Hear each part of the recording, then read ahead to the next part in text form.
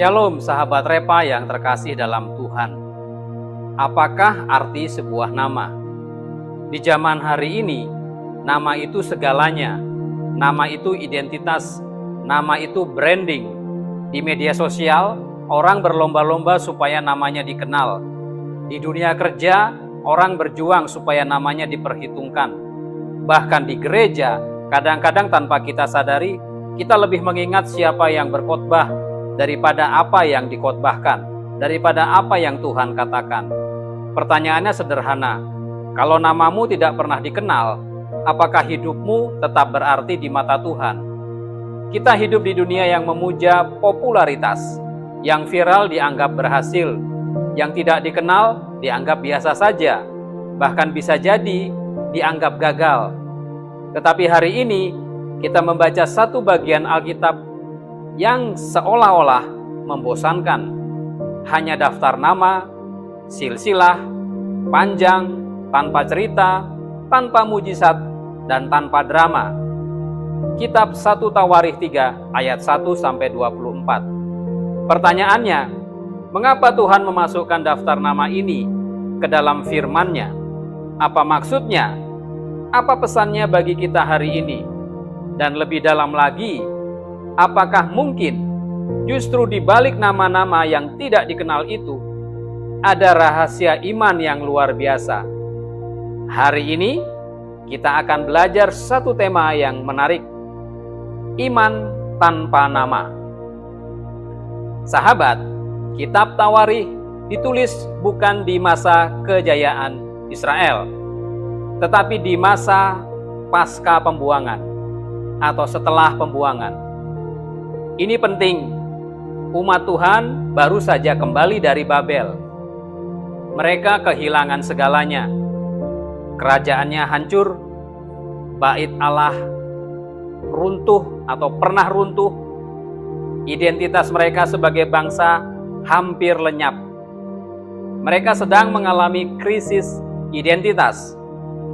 Dalam kondisi seperti itu, penulis kitab Tawarikh melakukan sesuatu yang sangat strategis, yaitu mengingatkan kembali tentang silsilah. Ia menuliskan silsilah bangsa Israel. Kenapa?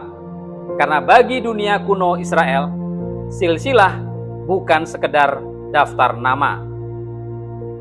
Silsilah bagi mereka adalah bukti identitas, legitimasi rohani, dan juga tanda kesinambungan janji Tuhan. Dengan kata lain, silsilah adalah cara Tuhan berkata, "Aku belum selesai dengan kamu."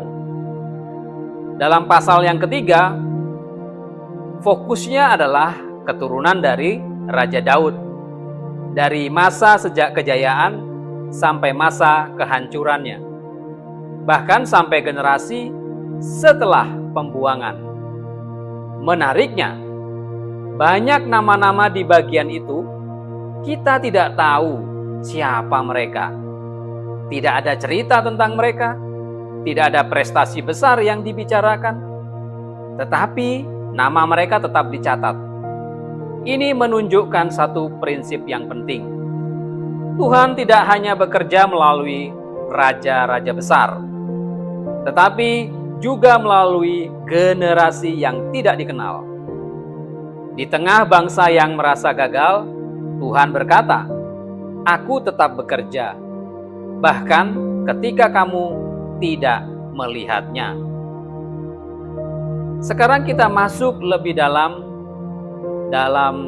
bagian ini, bahwa di dalam struktur bahasa Ibrani, daftar ini ditulis atau disusun dengan pola yang sangat rapi. Ada pengulangan kata anak-anaknya atau keturunannya yang menunjukkan kesinambungan. Ini bukan daftar acak, ini disengaja.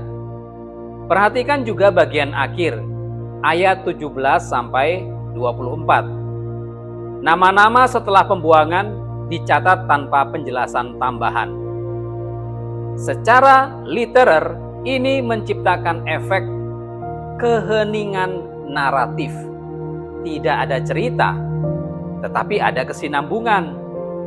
Ini seperti Tuhan berkata, walaupun kamu tidak melihat cerita besar, aku tetap menulis sejarahmu.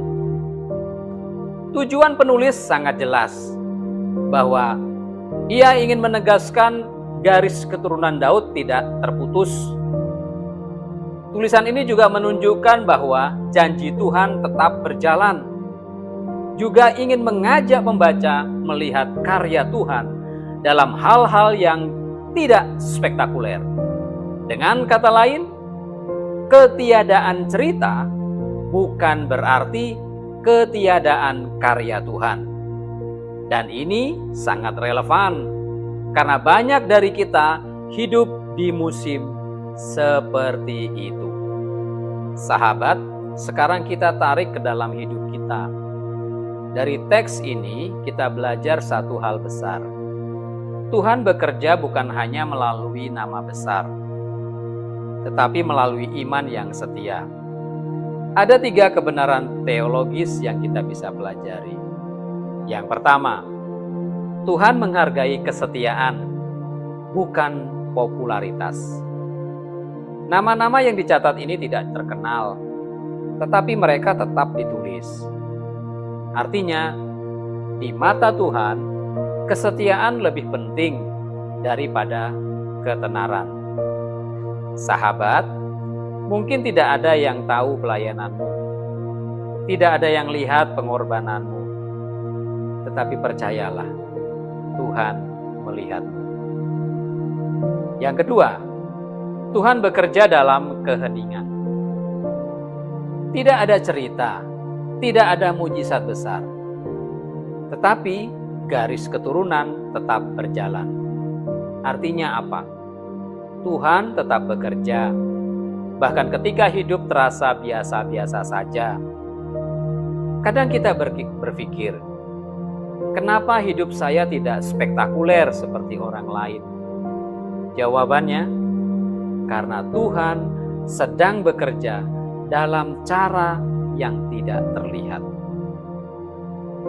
Yang ketiga, Tuhan menulis sejarah melalui hidup sederhana. Setiap nama yang tertulis adalah bagian dari rencana besar Tuhan. Tanpa mereka, tidak ada sebuah kesinambungan, tidak ada masa depan di bangsa Israel. Ini menunjukkan pada satu kebenaran besar.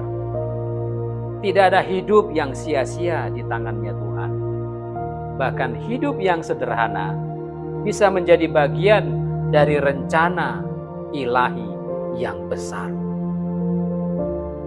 Jadi, sahabat yang dikasihi Tuhan, hari ini kita belajar iman tanpa nama, bukan iman yang sia-sia.